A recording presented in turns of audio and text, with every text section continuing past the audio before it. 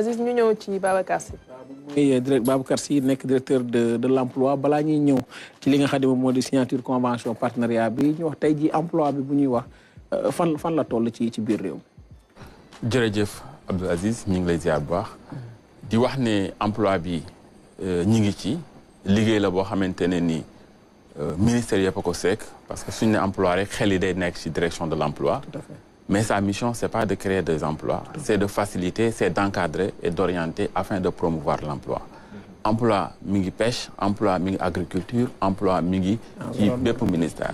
Et que, li ci am solo mooy nan la ñuy fexe ba change defaraat économie bi. ba économie bi mën a jur ay emploi. Puisque xam nañ ne administration muy état rek moom mënul créer emploi. Puisque li mu mën a jël mënul passer 4%. Donc ñi si des dafa war a am feneen fu ñu leen mën dugal. loolu mooy politique bi ñuy def ci jéego yi ñuy def aujourd'hui Sénégal musul am politique nationale de l'emploi. Et que aujourd'hui ñi ngi fexe tëgg politique boo xamante ne ni dina méngoo ak jamono. dina permettre suñ si jógee suba ak ginnaaw suba jeunes yi dinañ mën a fexe ba am liggéey boo xamante ne ni dina durable dina productif dina décent. Puisque loolu aussi dafa am solo. taf yëngal bi la ñuy xool nan la ñuy fexe dindi ko pour benn jéego par benn jéego fexe ba am des emplois productifs loolu nag kenn du ko def si benn fan kenn du ko def si ñaari fan. Donc je pense que c'est ça beneen bi mooy dinañ def benn ndaje mu mag mu ñu naan conférence sociale ministère du travail yàgg na ko def ren mi ngi accès ci emploi et employabilité des jeunes mois d'avril bii dernière quinzaine bi ci lañ ko war a organiser président de la République moo koy jiite te thèmes yu bëri dañ ko si développé suñ si jógee dina am feuille de route boo xamante ne ni dinañu permettre ñu xam fan lañ bëgg dem ak nan lañ fay demee ci wàllu liggéey. alors bëgg naa taxaw fenn parce que sànq ci journalu René bi ñu ngi gis ay sénégalais yoo xam ne yóbbu nañ leen Espagne mu bokk ci lëkkaloo bu am ci diggante ñaari réew yi buñ ko waxee xëy la ñuy wax beneen bi aussi wax nañ fi Qatar te boobu 1000 emplois la nga xamante la ñu waxoon ne moo nekk si diggante bi te sénégalais yi mën nañ ko jëriñoo itam mu am plateforme boo xam ne waxoon ngeen nañ koy taxawal numérique te liggéey bi direction de l'emploi moo koy superviser est-ce que mën nañ am tey natt gi pour xam fan la toll pour parce que dañ ne woon plateforme pour permettre ñu am transparence la ak xam itam ñiy dem naka la ñuy demee ak itamit naka la mbir yi def pour mu tëggu ci yoon fan la liggéey googu toll wala tàmbaleegul wala ñoo nga ca wala am nañu demagum wala commencé ngeen tànn ñen ñooy dem. Soxna Aram question bu am solo nga ñu posé dinañu permettre ñu réagir un peu sur l'histoire du Qatar pour revenir que Qatar li fa xewoon ay succession d'événements la yu Sénégalais yi dul bàyyi xel Qatar dafa nekkoon suñu xarit ci wàllum relation diplomatique. À un moment donné ak blocus bi amoon Arabie Saoudite mu am un froid dans ces relations diplomatiques soo xoolee bi le président de la République Bassirou Diomaye Faye jëlee nguur gi émir Qatar bokk na si ñi ko njëkk a félicité après cela soo xoolee première visite yi président de la République def Doha la ko def donc ci loolu relation bi dafa ñëwaat et que ñu dañu amoon accord en 2013 bu ñuy permettre ñuy liggéey ak Qatar xool nan la ñuy def pour ay liggéeykat jóge fii dem Qatar. Mais après cela dafa am refroidissement de nos relations diplomatiques donc bi président bi ñëwee monsieur le ministre Abbas Fall bi mu ñëwee dañu xoolaat texte bi ñu retoiletté ko man bokkoon naa ci délégation bi demoon Qatar foofu la ñu waxee ne ñoom pare nañ pour jox ñu 1000 emplois maintenant aujourd'hui ce qui se passe mooy avant ñuy jël sénégalais di ko yóbbu Europe il faut que ñu xam ci yan conditions lay demee actuellement loolu mooy liggéey bi duñ jël ak yóbbu ko noonu puisque ñi ñuy yóbbu il faut ñu xool ñan la parce que suñu demee dinañ mën a défendre seen bopp droit du travail il faut ñu xool ko conditions de travail il faut ñu xool ko salaire yi leen di fay il faut ñu xool ko logement yi tout cela aujourd'hui ñu ngi si draft yi di xool nan la ñuy def pour am un accord sérieux nga xamante ne ni sénégalais bi su demee état du Sénégal da koy mën topp bi muy dem ba bi muy ñëwaat te su demee aussi dina mën a am li ñu naan sécurité sociale dina mën a am lépp li di jëm si cotisation je pense que aujourd'hui ñi ngi ci liggéey bi léegi mu jeex beneen bi mooy plateforme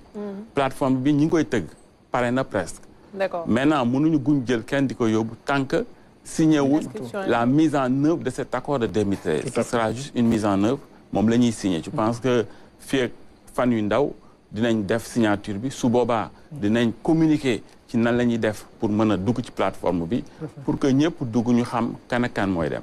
D'accord, mais le ministre du travail Abass Fall mi nga wax léegi yaa ngi ñëw ci loo xamante ne wàllu liggéey d'accord, mais réunion bi nga xam ne participé na fële ca OIT wàllu migration la doon waxaat encore pour l'Afrique.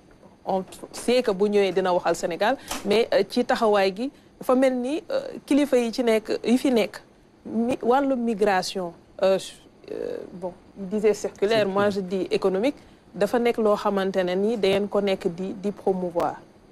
Mais bien sûr aujourd'hui soo gisee nit ñi ni ñuy deewee ci biir géej gi soo gisee liy xew ci suñu frontière u Maroc bi sénégalais yi ni ñu fay bàyyee suñu dignité ak Mauritanie fi mu ne ak Mauritanie li fi xew donc il y a lieu ñu organiser dem bi ak dikk bi parce que aussi il faut le dire soo xoolee statistiques yi am na ñoo xam ne demuñu pour uti liggéey parce que dañ fi bàyyi liggéey parce que dafa am ci biir sénégalais yi ñoo xamante ne ni voyage daf leen neex tukki daf leen neex te yenn saa yi duñu am moyens qu'il faut pour def ko donc état responsabilité am la ñu organiser tukki boobu ba nga xamante ne dinañ mën a dem si jàmm dikk si jàmm. Ça n'a rien à voir avec la création d'emploi c'est-à-dire dañuy nekk ci ñaari levier dinañ fexe ba ñu bëgg toog suba ak ginnaaw suba dinañ am les moyens qu'il faut pour jàpp si toog ñi bëgg a voyager aussi ñu mën a dem ci conditions yoo xamante ne ni dinañ sàmm seen dignité dinañ sàmm dignité état bi. Je pense que loolu moo tax monsieur le ministre à chaque fois il parle de migration circulaire et il a raison de le dire. liggéey moo amul fii moo tax ngeen ni promouvoir loolu nit ñi di dem di bàyyi xel loolu ñu exploiter opportunité parce que peut-être fii nii amul ay tuyau wala yoo xam ne mën ngeen ko joxe gum pour le moment.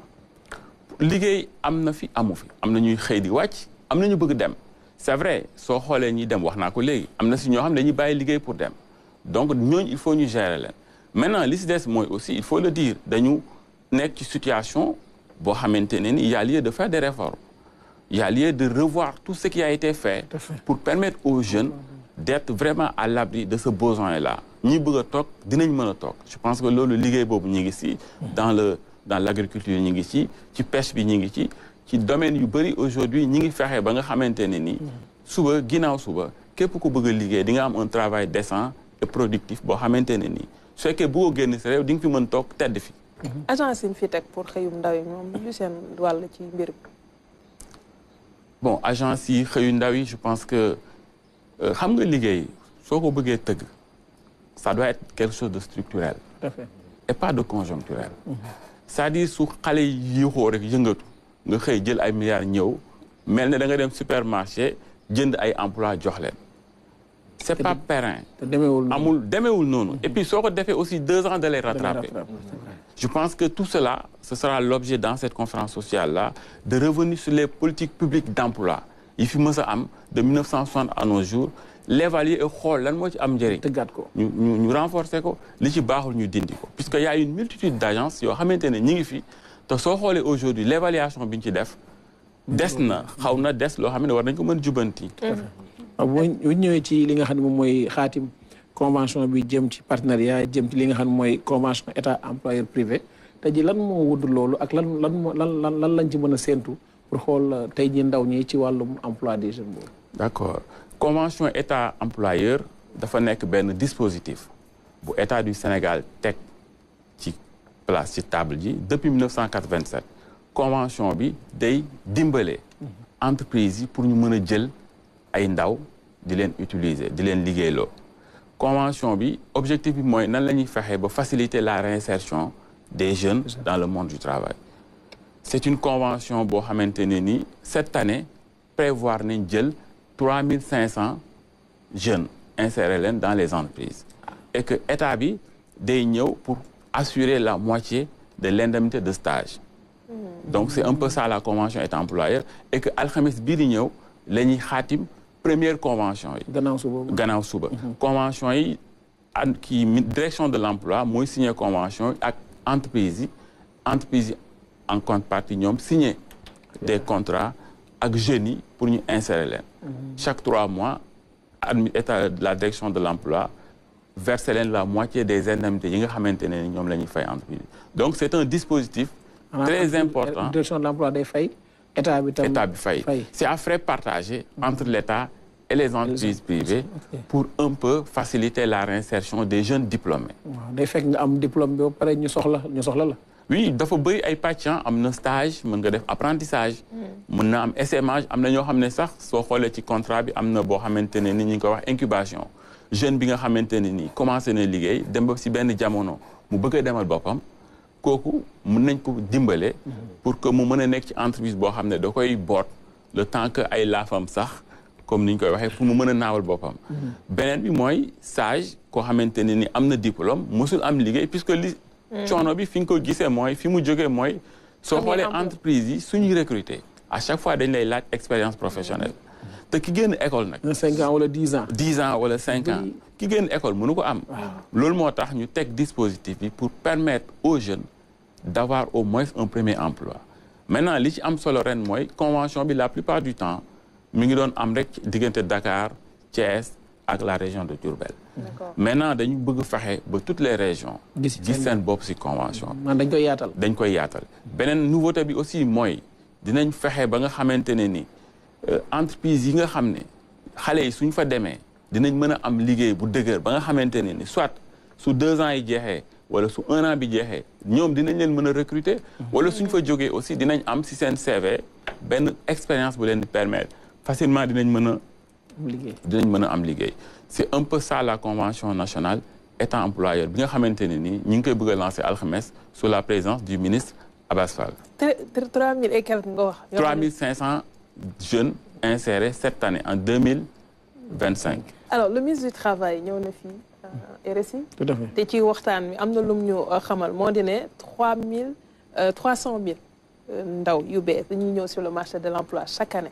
yéen 3500 ngeen fas yéene jël ñi des moom lan ngeen leen dencal est-ce que am na yeneen i mécanismes yu ngeen teg pour mën leen faciliter seen accès à l'emploi oui bon xam nga chiffre Sénégal ba léegi nii ci la ñuy liggéey ça fait partie des attributions de la direction de l'emploi mooy nan la ñuy fexe ba am un système d'information intégré en temps réel ñu xam parce que 300 000 mooy voilà 300 000 yi ñan la kii bàyyi jàng ñu dàq ko ci 300 000 yi la bokk ki am diplôme de formation professionnelle ci 300 000 yi la bokk ki ñëw majeur amul liggéey ci 300 000 yi la bokk donc tout cela am na si ñoo xamante ne nii dañu war a soxla formation professionnelle bu lañ leen di defal am na si ñoo xam ne ñii pare nañ pour liggéey am nañ seen diplôme donc je pense que tout cela aujourd'hui c'est une problématique l'emploi des jeunes aujourd'hui c'est la plus grande problématique des temps modernes au Sénégal, c'est une question même de sécurité publique. C'est la raison pour laquelle tout ce qui est stratégie de développement économique aujourd'hui est orienté vers l'emploi. Comment faire pour très rapidement régler le problème des chômage des jeunes? Ça ne peut pas se régler à 100%. Amul benn dëkk bu am plein emploi. Mais quand même, def si ay jéego ba nga xamante ne ni. ku ne na ci gis boppam. Ah, c'est ça. Yan objectif ngeen fixé wu en termes d'accès à l'emploi. Gis nañ ci yeneen régime yi fi jàll. ku ci nekk am dem ñu buy wax bi may mujjee fàttaliku ku ci mel ni l'ancien premier ministre Boun Abdallah Dionne waxoon na fi 1 million d'emplois dinañ ko créer ci diir bi yéen est-ce que méthodologie boobu ngeen teg pour daal di ne ñun temps de liggéey la ñu bëgg a jëmmal wala beneen façon ngeen nar a procéder. bon méthodologie bi ñuy teg mooy il faut que ñu def évaluation xool lan moo sooxee lan moo ci baax. ak en fonction suñuy défi ak suñuy opportunité lañ mën am je pense que loolu moom la ñuy def ci politique nationale bi ñuy tëgg ni ay kàngam seek ko loolu la ñuy def ci conférence sociale bi nga xamante ni cette année c'est accès à l'emploi et à l'employabilité. D'accord. À partir de ce moment dinañ am une feuille de route boo xamante ni dinañ xam fan lañ bëgg a dem ak nan lañ fay demee. Babacar at bi mat na de yéen ñi ngi évaluer ba tey. évaluation dañ koy def. au début faral di wax dañ leen yónni yàkkamti leen. waaw dañuy yónni yàkkamti ñu ça c'est important et xam nañ ko mais aussi yàkkamti su du comme ni ko olof di waxee. toobo saxal baa ma suli.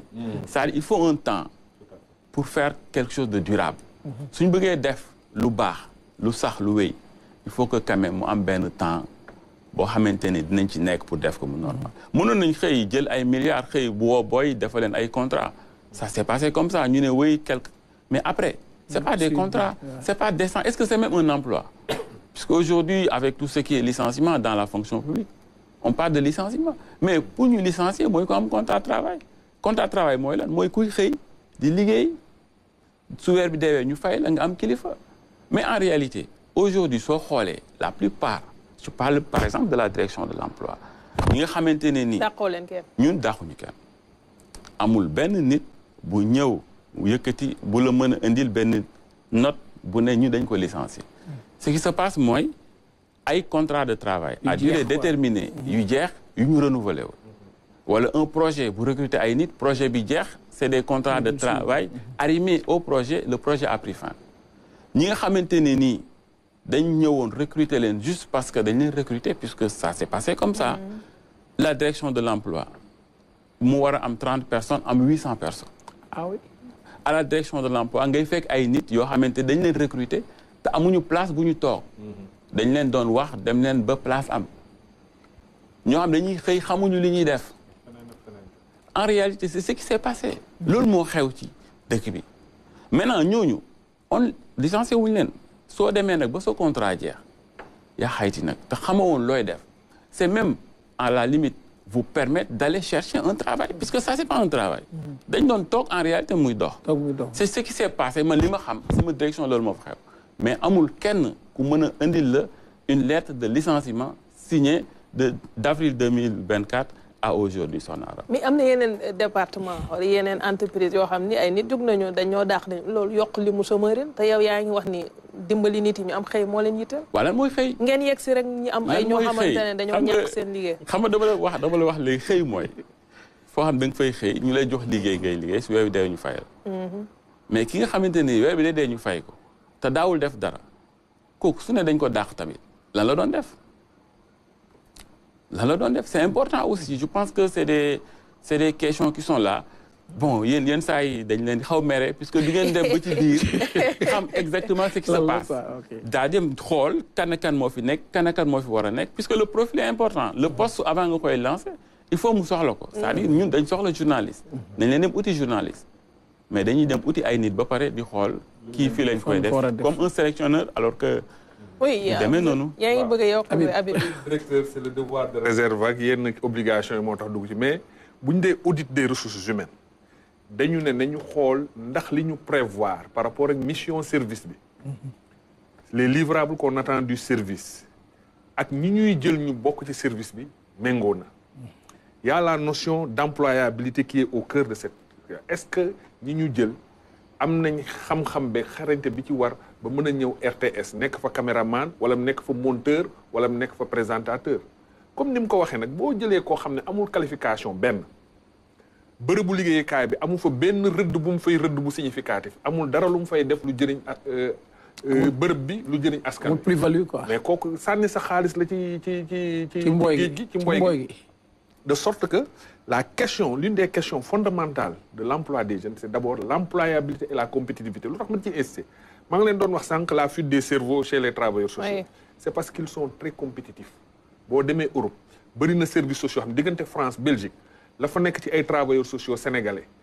Toutes ces problématiques de la migration, de l'accueil des communautés étrangères, les problèmes dans les quartiers populaires boo demee ñoom Théodore Préra nga fay fekk. ñoom Omar Sidibé.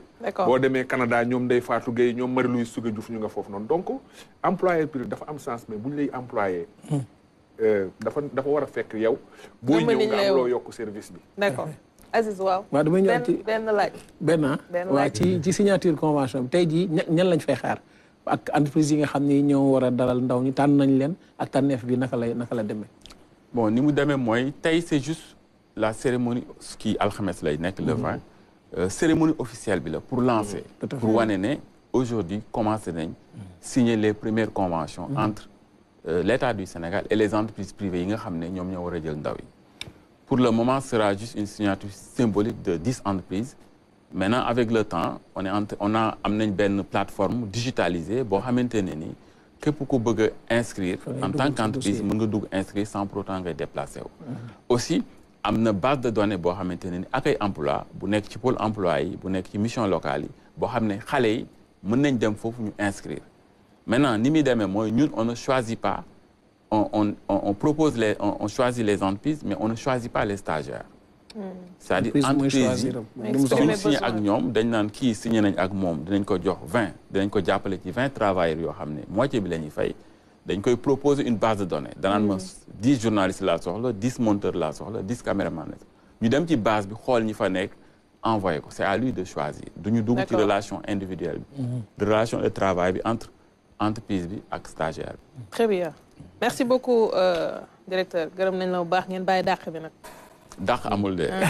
du sa département waxala sa yeneen collègues yeeg ñoom nee leen. Sénégalais nee leen ñu bàyyi dàq bi.